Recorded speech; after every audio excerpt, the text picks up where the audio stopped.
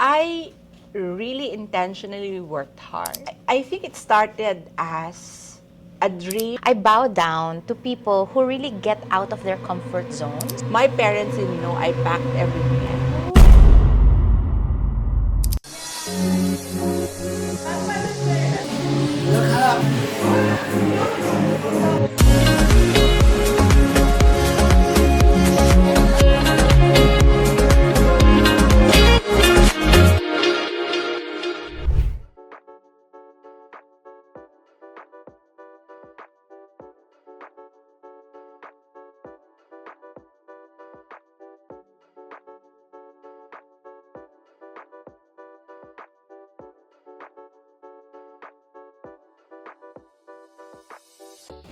I am so proud to introduce to you the one and only life doula and cancer coach in the Philippines.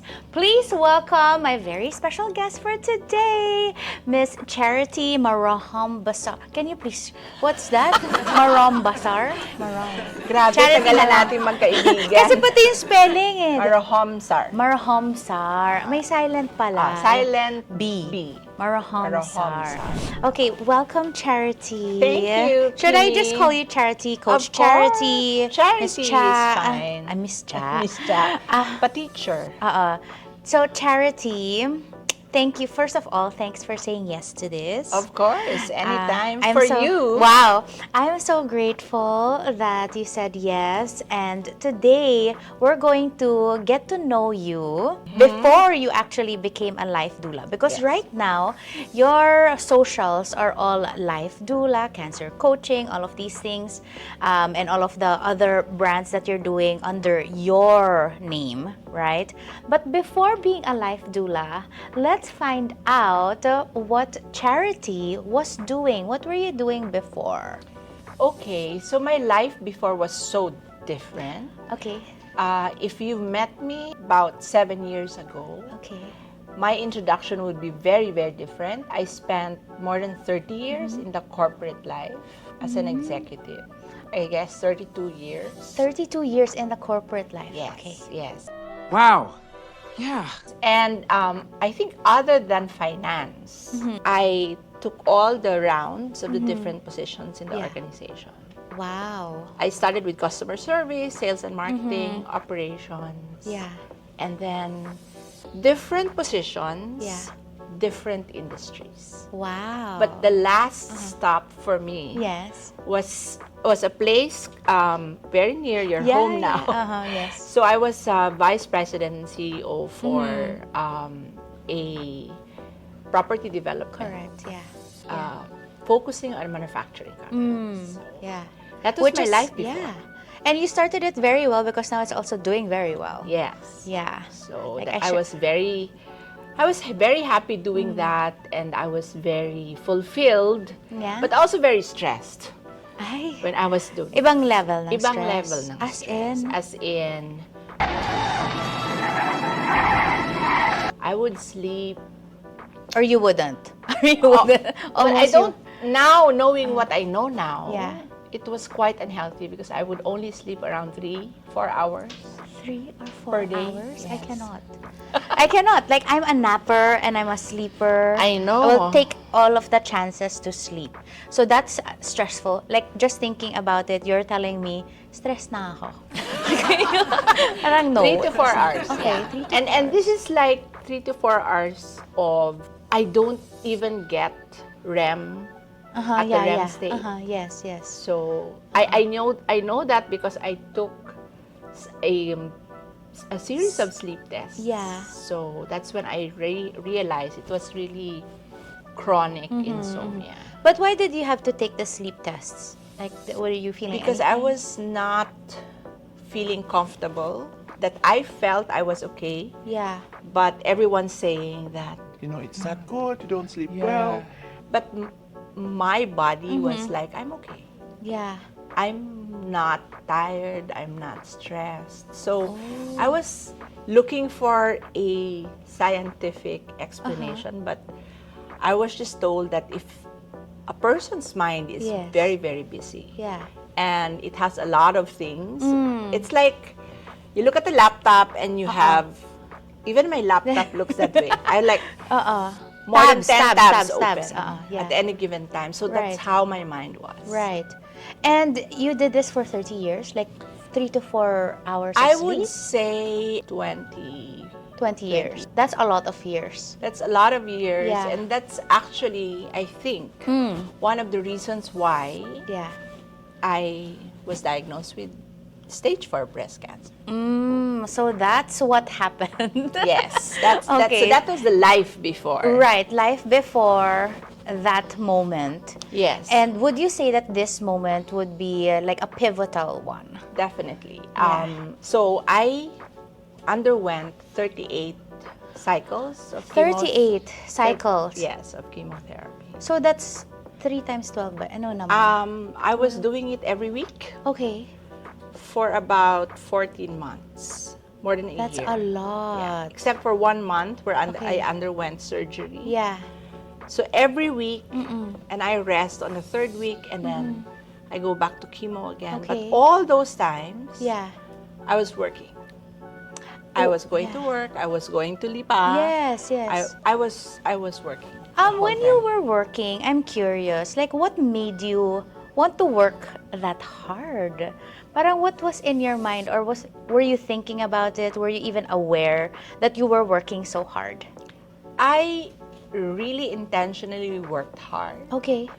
because I became the family breadwinner Yeah. because my dad died early.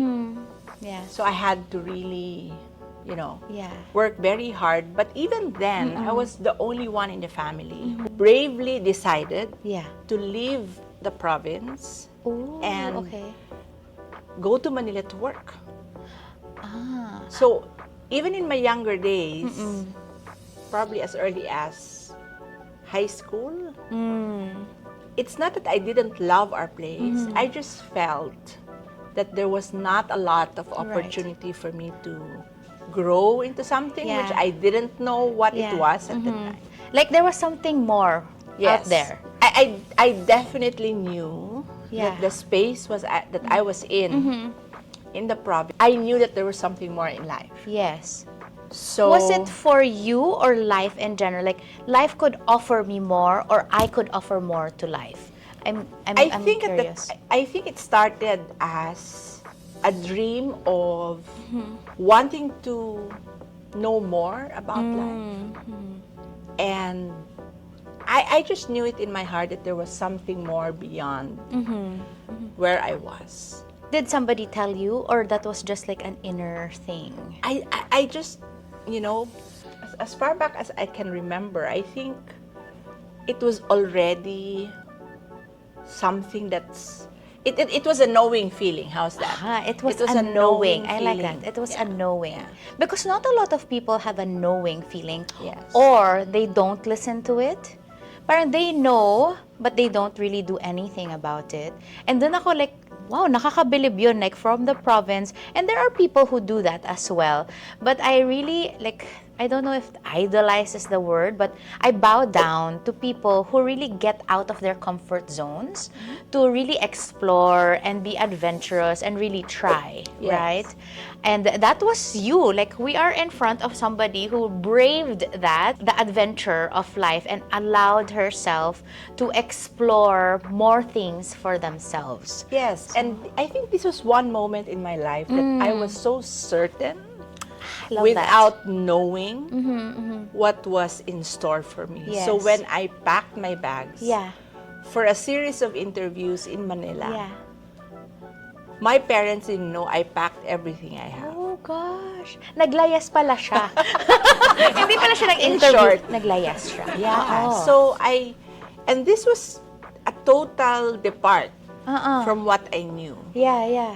So I didn't know any place in Metro Manila. Yeah. So I would take the bus, and because my parents didn't know my plans, I used whatever savings I had.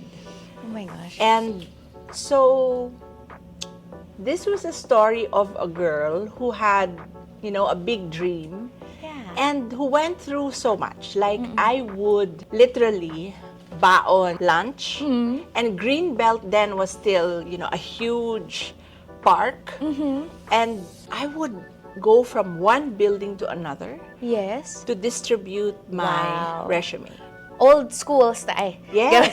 Yeah, like Yes, literally. yes, yes. Oo, door to door. I didn't trust that, if I will just send my CV, Right, yeah. that people will Oo. notice it. Yeah, yeah. So, and because I didn't have money for cabs, I would do contiguous sales blitz, Okay. if you may call it. Like, okay, this day I'll be in Ayala. Yes. So I will target all the different Right, buildings. right. Yes. And on lunch break, on my lunch break, I would go to Greenbelt Park and I would just take out my baon. Okay. And I didn't even have a decent lunchbox. So and everything was there. My rice, my ulam that my aunt cooked for me. Yeah. And after that, I would go to the public restroom, Okay. brush my teeth, Okay. retouch my makeup for the second half Yeah, of the day. of the day. Yes. So Distribute that's ulit. Yes, that's Okay. how I started. Oh my until gosh, I this- got a job. This doesn't happen anymore. I don't know if do you think this happens? I Or am puro not online sure. na lang? Yeah. Yeah. But Yeah. wow. I mean, I actually didn't know all of this. So I'm so glad that we have this episode right here. And people will also know, like, what you're made of, like what your foundations are into, again, getting into something that you have no idea about, but you're just like certain as well and had this knowing for the next, I guess, chapter of Yes. your life, Yes. right? Yes. So good. But when you were working also, I want to ask about what you valued in the knowing, in the certainty. What did you value also at that time?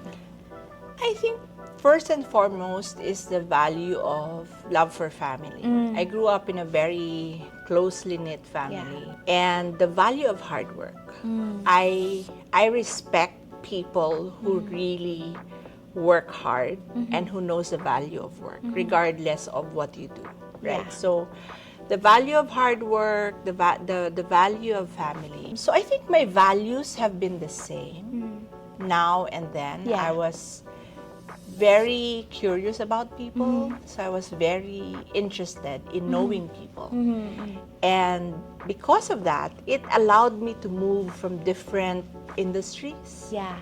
And I didn't know what sales was about. Sales positions are those that really give people chance. So that was my entry point. Yeah. I wasn't drinking. I didn't know how to drink. But my Good girl. first work when I came to Manila was an account executive for Carlsberg, Philippines. Oh my gosh. Nasa-surprise ko pa pala si Kim.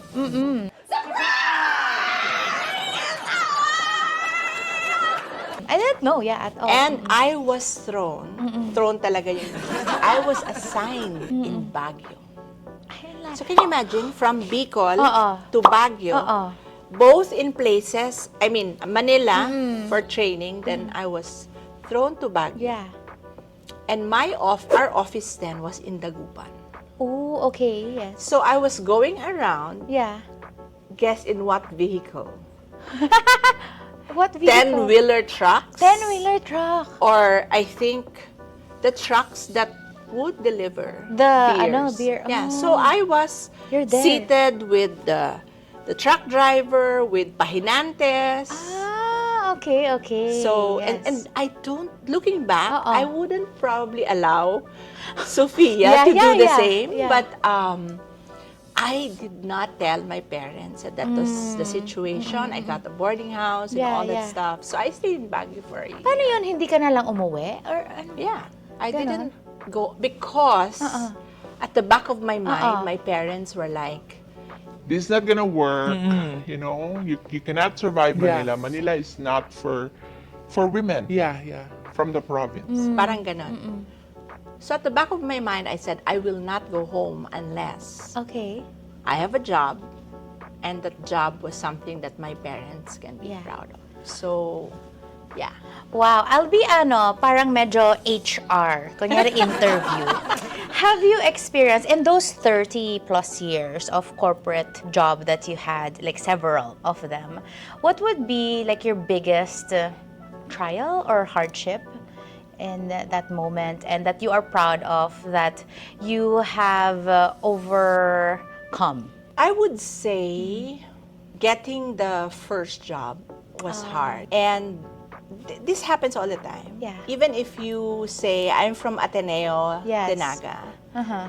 you're still not from Ateneo de Manila. Yeah, right? yeah, you're So, still Denaga. Oo. parang, and I make sure that I say that because I don't Okay. want to mislead people. Correct. Right? My first job, there were 2 positions open, account executive and promotions merchandiser.